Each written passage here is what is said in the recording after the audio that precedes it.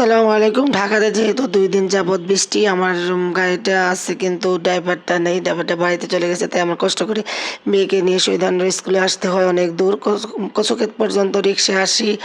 তারপরে আবার রিক্সা বলতে আবার নিয়ে যেতে হয় ওই শহীদানন্দ স্কুল পর্যন্ত। তারপর যাওয়ার সময় কোনো রিক্সা পাইনি। পরে আমার বান্ধবী তামান্না বলল যে, "তুমি আমার রিক্সাতে দিয়ে দাও মেয়েকে।" ওই বান্ধবী আমার মেয়েকে নিয়ে গেল। আমি হেঁটে, হেঁটে আবার রিক্সা দিয়ে আবার আরেক বান্ধবীর বাসায় চলে আসলাম, যে মনিরা ভাবির বাসায়। ভাবি বলল যে, "আজকে বৃষ্টির দিন, তুমি আর বাসায় ফিরে যেও না, আমার বাসায় আসো, আজকে ভুনা খিচুড়ি খাবো।" সেই লোভে চলে গেলাম ভাবির বাসায়। ভাবির বাসা থেকে খেয়ে দিয়ে আবার স্কুলে গিয়ে আঁচলকে নিয়ে আবার মিতা ভাবির গাড়িতে আমরা রাকেন সিটিতে নামলাম।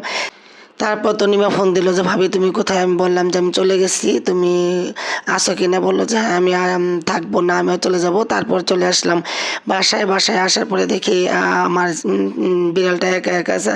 তারপর ছাতাটা রাখার সাথে সাথে ভাবছিল যে ছাতাটা এটা কার। আমি বললাম, "আমার বান্ধবীর ছাতা, তুমি এত গান নিচ্ছ কেন আমার বান্ধবীর ছাতাটাকে?"